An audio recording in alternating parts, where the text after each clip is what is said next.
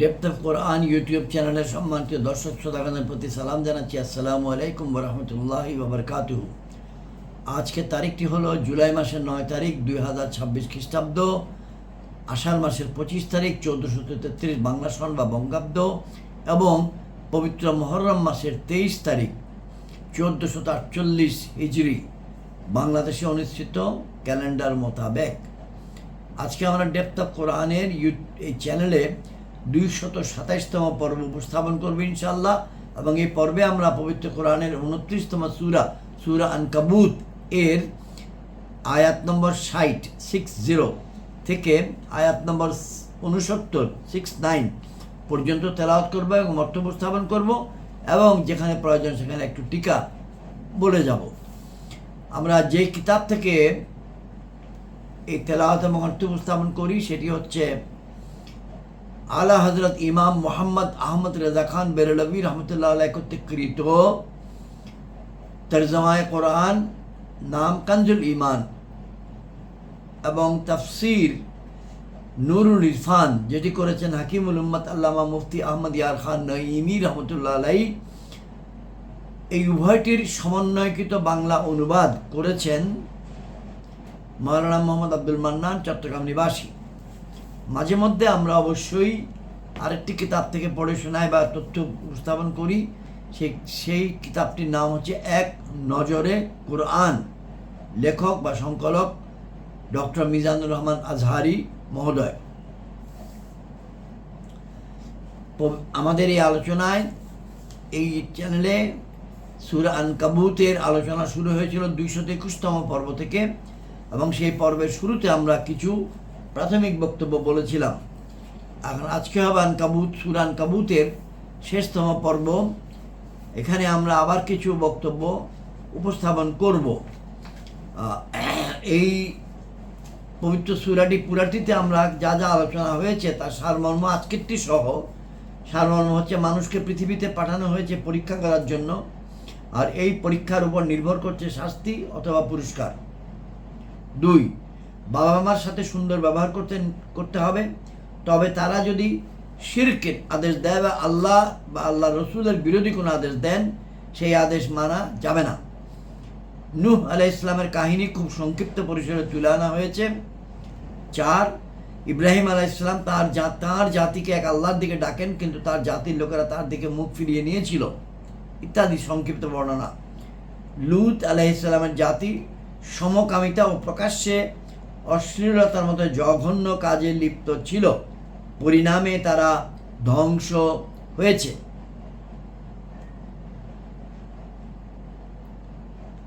6, শুআয়ব আলাইহিস সালাম, হুদ আলাইহিস সালাম, সালেহ আলাইহিস সালাম ও মূসা আলাইহিস সালামের জাতির অবাধ্যতার ইতিহাস ও পরিণাম বর্ণনা করা হয়েছে। মহাকাশ ও পৃথিবী সৃষ্টি করা হয়েছে যথাযথ উদ্দেশ্য সামনে রেখে। কোরআন তেলাওয়াত ও নামাজ কায়েমের মধ্যে আছে নানান সুফল। 8, ইহুদি খ্রিস্টানদের সাথে উত্তম পন্থায় বিতর্ক। রাসূল সাল্লাল্লাহু আলাইহি ওয়াসাল্লামের কাছে অলৌকিক নিদর্শনের দাবি, যদিও নিদর্শন হিসেবে কোরআনই যথেষ্ট। কাফিররা জুলুম অত্যাচারের সীমা ছাড়িয়ে গেলে মুমিনদেরকে আল্লাহর রাস্তায় হিজরত করার অনুমতি দেওয়া হয়েছে। এবং আজকের পর্বের শেষ দিকে যেটা সূরার আলোচনা, দুনিয়া ও আখিরাতের অবস্থাকে স্পষ্ট করা হয়েছে। সেই সাথে বর্ণিত হয়েছে মুশরিকদের ভণ্ডামি। এই সূরা থেকে একটি কেস স্টাডি আমরা তুলে ধরি বাবা মা সম্বন্ধে। বাবা মা আল্লাহ তাআলার পক্ষ থেকে কি না দারুণ একটি নিয়ামত, এটি অসাধারণ এবং এটার সঙ্গে অন্য কোনো তুলনা হয় না এমন নিয়ামত। সন্তানকে জন্ম দেওয়া, স্নেহ ভালোবাসা দিয়ে তাকে আগলে রাখা, সকল ধরনের বিপদ আপদ থেকে তাকে বাঁচিয়ে রাখবার চেষ্টা করা, কি না করেন তারা। তাই তো এই বাবা মাকে আল্লাহ দিলেন বিশেষ মর্যাদা। সন্তানকে আদেশ দিলেন, খবরদার কখনো বাবা মার অবাধ্য হবে না, তাদের খেদমত করতে একটুও কমতি করবে না, তাদের সাথে অবশ্যই সুন্দর ব্যবহার করবে। কিন্তু বাবা মা যদি তোমাকে আল্লাহর অবাধ্য হইতে বলে, তার সঙ্গে কাউকে শরিক করতে বলে, তাহলে আর তাদের কথা শোনা যাবে না, না, না। আল্লাহর হুকুমের বাইরে তারা কোনো হুকুম দিলে সেই হুকুম পালন করার প্রয়োজন নাই। দাড়ি ছাঁটানোর জন্য তারা উঠে পড়ে লেগেছে, এই ক্ষেত্রে তাদেরকে বিনয়ের সাথে বুঝিয়ে বলুন, বাবা, এই কাজ করলে আল্লাহ আমার উপর রাগ করবেন, দয়া করে এটা করতে বলবেন না, আমি এটা করতে পারবো না। এইভাবে সুন্দর করে তাদেরকে বুঝিয়ে বলে আল্লাহর পথে অবিচল থাকুন। একসময় আল্লাহ তাদের মনও পরিবর্তন করে দিতে পারেন। আল্লাহ রাব্বুল আলামিন চাইলেই পরিবর্তন করে দিবেন। এই সূরার 8 নম্বর আয়াতে আল্লাহ তাআলা এই রকমই আদেশ দিয়েছেন। তাই এই আয়াতের দিকে আমাদের ফোকাস বাড়ানো উচিত। আর পুরা সূরাটি পড়া হলে পিছনের দিকে তাকিয়ে যদি আমরা প্রতিফলন করি, চিন্তা করি, রিফ্লেকশন, তাদাব্বুর, তাহলে নিম্নলিখিত কথাগুলি আসবে। 17 নম্বর আয়াতের বাংলা, সুতরাং তোমরা আল্লাহর কাছে জীবিকা তালাশ করো। 17 নম্বর আয়াতে জীবিকা তালাশ করো আদেশ থেকে স্পষ্ট হয় যে জীবিকা আপনা আপনি চলে আসবে না, এর তালাশে নামতে হবে। আল্লাহ তাআলার ভান্ডার থেকে জীবিকা পাওয়ার উপায় হইল চেষ্টা, পরিশ্রম, তার কাছে চাওয়া এবং তার ইবাদত বন্দেগী ঠিক মতো আদায় করা।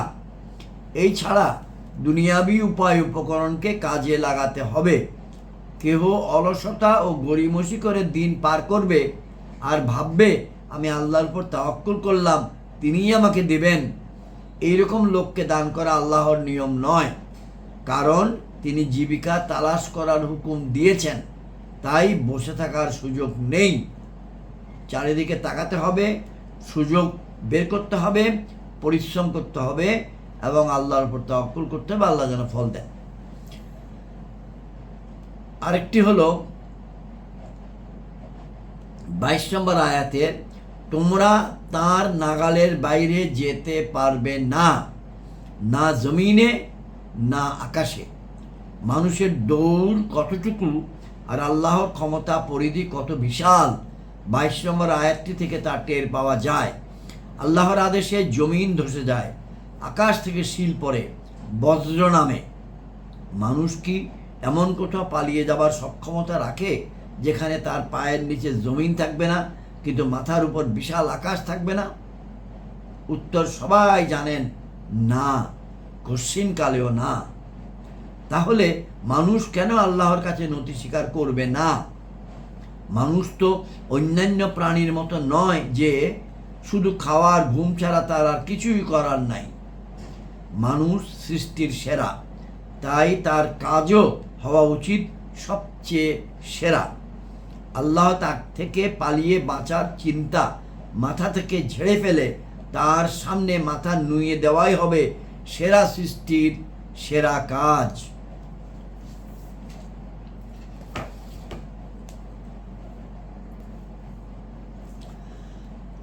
আমরা এখন তেলাওয়াত এবং অর্থের কাজে যাই। তার পূর্বে আমরা আল্লাহ রাব্বুল আলামিনের কাছে একটা ছোট্ট মোনাজাত করি আমার জন্য।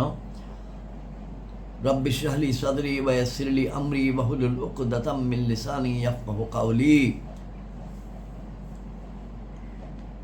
আমরা একটু দরুদ শরীফ তেলাওয়াত করি।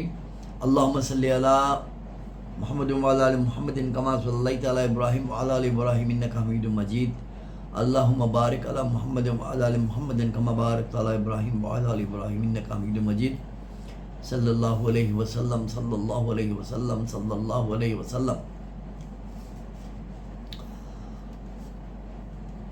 আউযু বিল্লাহি মিনাশ শাইতানির রাজীম। বিসমিল্লাহির রহমানির রহিম।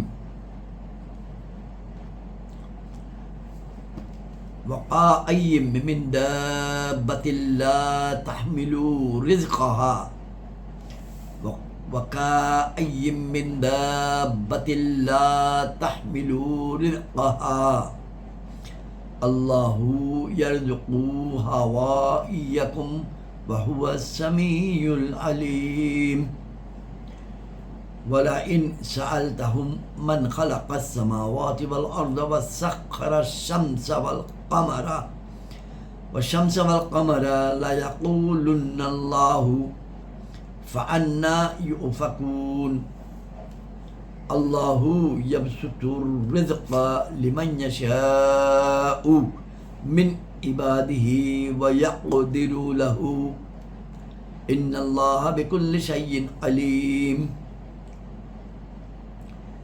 ولئن سألتهم من نزل من السماء ماء فأحيا به الأرض من بعد موتها ليقولن الله قل الحمد لله بل أكثرهم لا يعقلون وما هذه الحياة الدنيا إلا لهو ولعب وإن الدار الآخرة لهي الحيوان لو كانوا يعلمون فإذا ركبوا في الفلك دعوا الله مخلصين له الدين فلما نجهم إلى البر إذا هم يشركون ليكفروا بما آتيناهم وليتمتعوا فسوف يعلمون أولم يروا أنا جعلنا حراما آمنا ويتخطف الناس من حولهم أفبالباطل يؤمنون وبنعمة الله يكفرون ومن أظلم مما تفترى على الله كاذبا أو كذب بالحق لما جاءه أليس في جهنم مثوى للكافرين والذين جاهدوا فينا لنهدينهم سبلنا وإن الله لمع المحسنين صدق الله العظيم وصدق رسوله النبي الكريم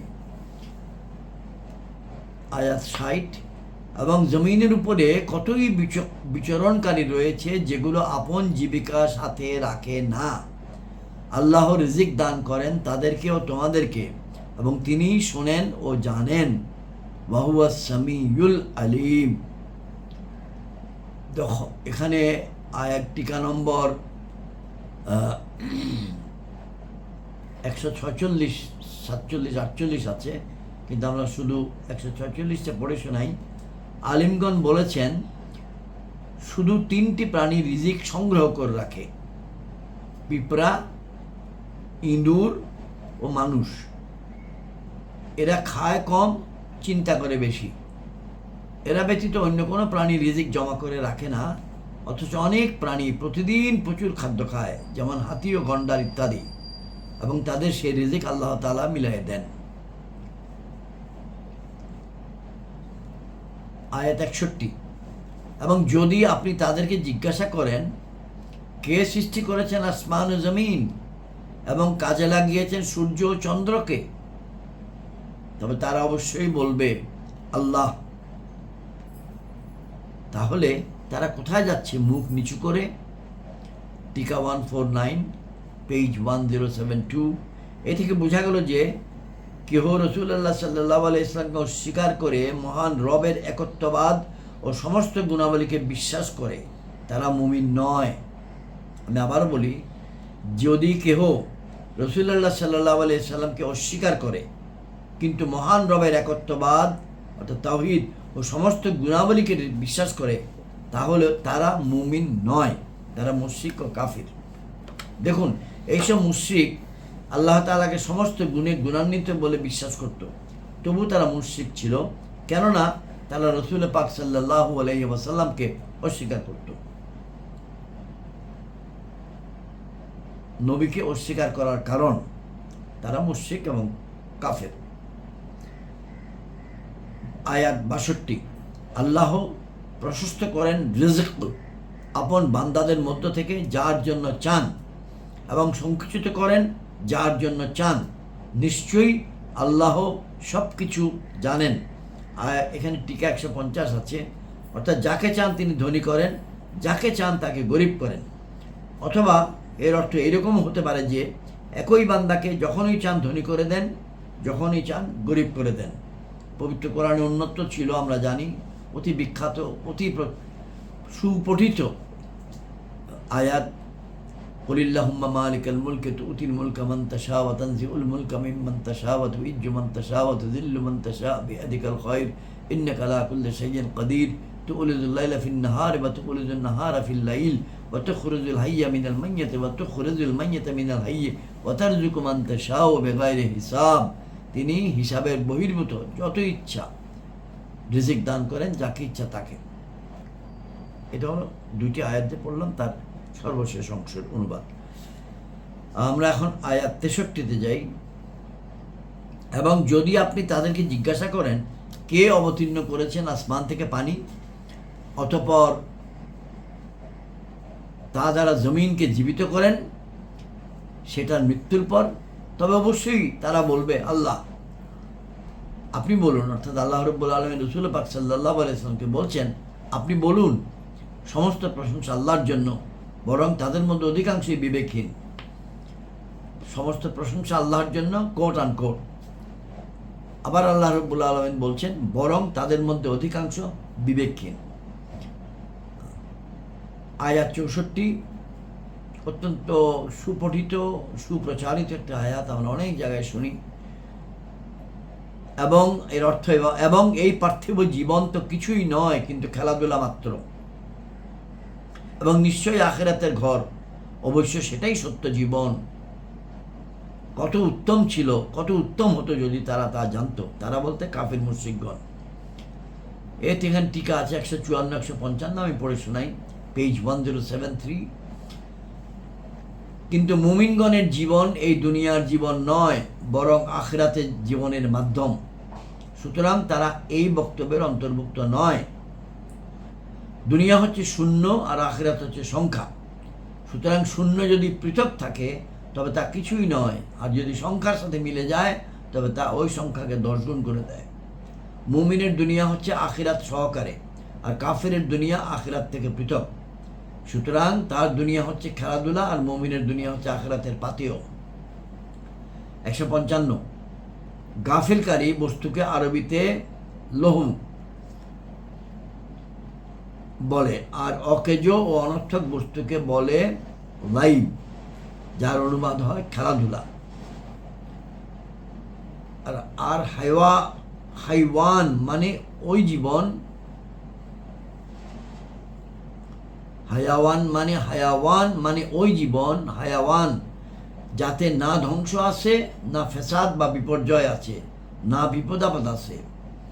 আর আখিরাতের জীবন মানে হয়তো, আখিরাতের জীবন বলতে কি বোঝালো, টিকাতে লেখা হচ্ছে হয়তো বরজাখী জীবন, মৃত্যু থেকে কিয়ামত পর্যন্ত, অথবা কিয়ামত উত্তর, কিয়ামত পরবর্তী জীবন, অথবা মুমিনের পার্থিব জীবন। কেননা মুমিন ফানাফিল্লাহ, আল্লাহতে বিলীন হয়ে, বাকাবিল্লাহ, আল্লাহর নিকটে স্থায়ী হবার মর্যাদা লাভ করে নেয়। মুমিন কখনো মরে না। মহান রব ইরশাদ ফরমাচ্ছেন সূরা 2 অর্থাৎ সূরা আল বাকারার আয়াত নম্বর 154-তে, বাল আহইয়াউন ওয়ালাকিন লা তাশউরুন, বাল আহইয়াউন ওয়ালাকিন লা তাশউরুন। সূরা আল বাকারা আমরা অতি বিখ্যাত, অতি সুপ্রচলিত আয়াত, আমরা জানি, ফাজকুরুনি আযকুরুকুম ওয়াশকুরুলি ওয়ালা তাকফুরুন ইয়া আইয়ুহাল্লাযীনা আমানু ইসতাঈনু বিস-সাবরি ওয়াস-সালাত ইন্নাল্লাহা মা'আস-সাবিরিন ওয়ালা তাকুলু লিমান ইউকতালু ফী সাবিলিল্লাহি আমওয়াতুন বাল আহইয়াউন ওয়ালাকিন লা তাশকুরুন। এই কারণেই অর্থাৎ বাল আহইয়াউন ওয়ালাকিন লা তাশকুরুন, অর্থাৎ বরং তারা জীবিত, হ্যাঁ তোমাদের খবর নেই। যারা আল্লাহর রাস্তায় প্রাণ দেয় তাদেরকে আল্লাহ রাব্বুল আলামিন বলছেন তারা মারা যায় নাই, তারা জীবিত, হ্যাঁ তোমাদের খবর নাই, তোমরা জানো না। এই কারণেই আজও আমরা কলেমাতে বলি মুহাম্মদ আল্লাহর রসুল হন সাল্লাল্লাহু আলাইহি ওয়াসাল্লাম। যদি হুজুর জীবিত না হতেন তবে বলা হতো আল্লাহর রসুল ছিলেন, পাস্ট টেন্স, অতীতকাল। যেহেতু কালেমা পরিবর্তিত হয়নি, তখন কালেমাওয়ালারও পরিবর্তন হয়নি।